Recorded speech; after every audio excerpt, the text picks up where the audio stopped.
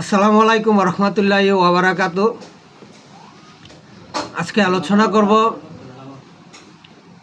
বাংলাদেশ আওয়ামী লীগকে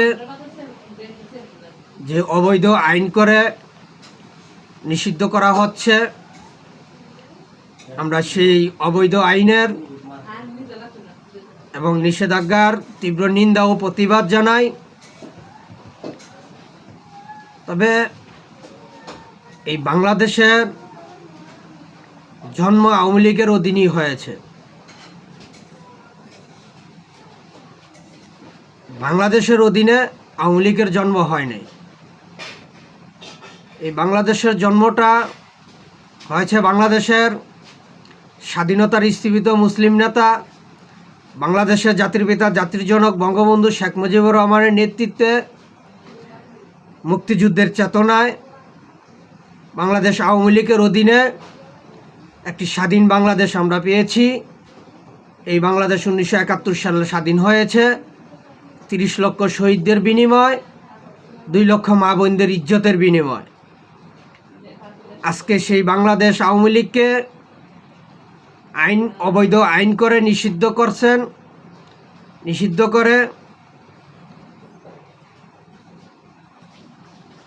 করে বিএনপি কি জামাতকে নির্দোষ প্রমাণ করলেন, নাকি বাংলাদেশের স্বাধীনতাকে অস্বীকার করলেন, নাকি নিজেকে নিজেই নিষিদ্ধ করার রাস্তা তৈরি করলেন? কোনটা করলেন তারেক জিয়া? তা আজকে যদি এই কথাগুলো বিশ্লেষণ করা যায় বা করতে যাই, তাহলে এদেশে দেখবেন বা আপনারা বুঝতে পারবেন যে এই তারেক জিয়া উনি আসলে এই বেআইনি আইনকে পাশ করে আওয়ামী লীগকে নিষিদ্ধ করেননি। উনি ওনাকে নিজেকে এই বাংলাদেশ থেকে চিরতরে নিষিদ্ধ করার রাস্তা তৈরি করেছেন। কারণ আওয়ামী লীগ কখনো বিএনপিকে নিষিদ্ধ করে নাই, জাতীয় পার্টিকে নিষিদ্ধ করে নাই, এই দেশের কোনো রাজনৈতিক দলকে নিষিদ্ধ করে নাই। একমাত্র আওয়ামী লীগ নিষিদ্ধ করেছিল কাদেরকে? 1971 সালে যারা এই দেশের বিরোধিতা করেছিল এবং এদেশের মা বোনদের ইজ্জত লুট করেছিল, লুটকারীদেরকে সহায়তা করেছিল, যারা 1971 সালে এই পাকিস্তানি সেনাবাহিনীর সাথে আত্মসমর্পণ করেছিলেন। আত্মসমর্পণ করে যারা এদেশের আইনের হাতে আত্মসমর্পণ করেছিলেন এবং তারা মুসলসা দিয়েছিলেন যে বাংলাদেশে কোনো পাকিস্তানি শাসন ব্যবস্থা বা পাকিস্তানি সমর্থিত কোনো দল, এই জামাত নামে কোনো দল এদেশে রাজনীতি করতে পারবে না। যারা 1971 সালে এই ওয়াদা দিয়েছিলেন, তাদেরকে আওয়ামী লীগ এই দেশের রাজনীতি থেকে নিষিদ্ধ করেছিলেন আইনের মাধ্যমে, জনগণের মতামত নিয়ে। এখানে কোনো অবৈধ আইন করে আওয়ামী লীগ কিন্তু কোনো দলকে নিষিদ্ধ করে নাই। তবে এই বর্তমান যেই অবৈধ আইন করে আওয়ামী লীগকে নিষিদ্ধ করার ঘোষণা দিয়েছে, এর পরিপ্রেক্ষিতে আমরা স্পষ্টভাবে বলতে পারি যে এই আইনে একদিন বিএনপিকে বড় খেসারত দিতে হবে। তবে আওয়ামী লীগ এদেশের জনগণের ভোটের অধিকারের আওয়ামী লীগ, এই আওয়ামী লীগ কোনো দখলবাজির আওয়ামী লীগ না। এই আওয়ামী লীগ 1971 সালে থেকে ভোটে নির্বাচিত হয়ে, জনগণের ভোটে নির্বাচিত হয়ে সংগঠিত হয়েছে মুক্তিযুদ্ধের চেতনায়। তো এই আওয়ামী লীগকে নিষিদ্ধ করার কারো অধিকার নাই। কারণ যারা জন্মদাতাকে অস্বীকার করতে পারে, যারা জন্মদাতাকে অস্বীকার করে, জন্মকে অস্বীকার করে, তারা কখনোই সঠিক হতে পারে না, তারা যাজর খাতরই পড়ে। তাই আজকে এই আওয়ামী লীগকে তারা বেআইনি আইনে নিষিদ্ধ করে প্রমাণ করেছেন যে এই জাতি একটি জারদ জাতি হয়ে যাচ্ছে। এই জাতির কোনো পরিচয় নাই, পরিচয়হীন একটি জাতি।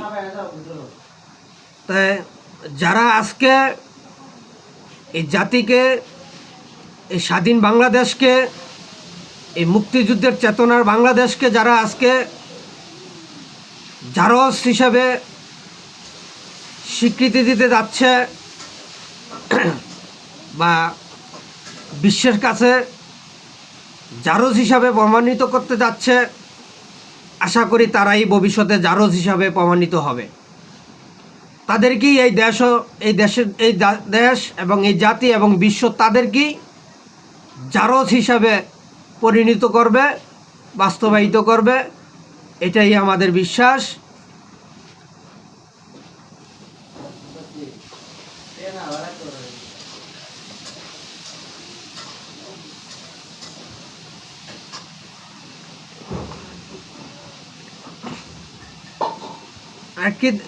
কারণ আজকে আমরা যেই পরিস্থিতি দেখতে পাচ্ছি, আসলে এই পরিস্থিতিতে দেশের খুবই অবস্থা খারাপ, দেশের পরিস্থিতি খুবই ভয়ঙ্কর অবস্থা। কারণ এভাবে একটি জাতি চলতে পারে না। কারণ যার জন্ম না হলে এই বাংলা জন্ম হতো না, যেই দলের জন্ম না হলে ৭১-এ মুক্তিযুদ্ধ হতো না, যে ৭১-এ মুক্তিযুদ্ধ না হলে এই দেশ স্বাধীন বাংলাদেশ হতো না। আজকে সেই স্বাধীন বাংলাদেশকে তারা পিতৃহীন, জন্মহীন পরিচয় হিসাবে গড়ে তুলতে যাচ্ছে, জারজ বাংলাদেশ হিসাবে তারা পরিণত করতে চাচ্ছে। আমি সেই সমস্ত দলনেতাদের প্রতি তীব্র নিন্দা ও প্রতিবাদ জানাই এবং দেশ ও জাতির প্রতি আহ্বান জানাই, অনুরোধ জানাই, এখনো সময় আছে, আপনারা সবাই একতাবদ্ধ হন, ঐক্যবদ্ধ হন। এই দেশবিরোধী চক্রান্তকারী, পাকিস্তানি দোসর, আমেরিকার এজেন্ট বাস্তবায়িতকারীদের বিরুদ্ধে রুখে দাঁড়ান, তাদেরকে প্রতিহত করুন, দেশটাকে রক্ষা করুন, এই জাতিকে রক্ষা করুন। আর না হয়তো আজকে আসলে এই তারেক জিয়া উনি এই বেআইনি আইন পাশ করে উনি কি প্রমাণ করতে চাচ্ছেন? তা ওনার এই আইন পাশ করার মাধ্যমে, আওয়ামী লীগকে নিষিদ্ধ করার মাধ্যমে আমরা স্পষ্টভাবে বুঝতে পারছি উনি বাংলাদেশের স্বাধীনতাকে অস্বীকার করতে চাচ্ছেন এবং এই দেশের যুদ্ধাপরাধী, রাজাকার সমর্থিত, আলবদর আলসাম সমর্থিত জামাত শিবিরকে উনি নির্দোষ প্রমাণিত করতে চাচ্ছেন। তবে একটা কথা মনে রাখবেন তারেক জিয়া, এই আওয়ামী লীগ হয়তো বিএনপিকে নিষিদ্ধ করবে না বা এদেশের কোনো রাজনৈতিক দলকে নিষিদ্ধ করবে না, কিন্তু আপনাকে এই জামাত শিবিরই নিষিদ্ধ করার রাস্তা তৈরি করবে আপনার জন্য। কারণ আপনি যে রাস্তা তৈরি করে দিয়েছেন আজকে, সেই রাস্তায় এই জামাত বিএনপি হাঁটবে এবং আপনাকেই এই দেশ থেকে বিতাড়িত করবে চিরতরের জন্য। আওয়ামী লীগ আপনাকে বা বিএনপিকে বিতাড়িত করতে যাবে না। এই বিএনপি জামাতই আপনাকে চিরতরে এই দেশ থেকে নিষিদ্ধ করবে ইনশাআল্লাহ। তাই এজন্য আমি বলছি এখনো সময় আছে, এই অবৈধ আইনকে সংশোধন করেন এবং যেই দলের যেই নেতার জন্ম না হলে এই দেশের জন্ম হতো না, যেই দলের হাত ধরে, যেই দলের অধীনে মুক্তিযুদ্ধের চেতনায় এই বাংলাদেশ স্বাধীন হয়েছে, আপনি সেটার মর্যাদা আপনি পরিপূর্ণভাবে মর্যাদা দান করেন, সম্মান করেন এবং এই নিষেধাজ্ঞাকে প্রত্যাহার করেন। যদি আপনি এই দেশে রাজনীতি করতে চান, আর যদি এই দেশ থেকে আপনি চিরতরে নিষিদ্ধ হয়ে যেতে চান, তাহলে দরকার নাই বাংলাদেশ আওয়ামী লীগের থেকে নিষেধাজ্ঞা উঠে নেওয়ার জন্য।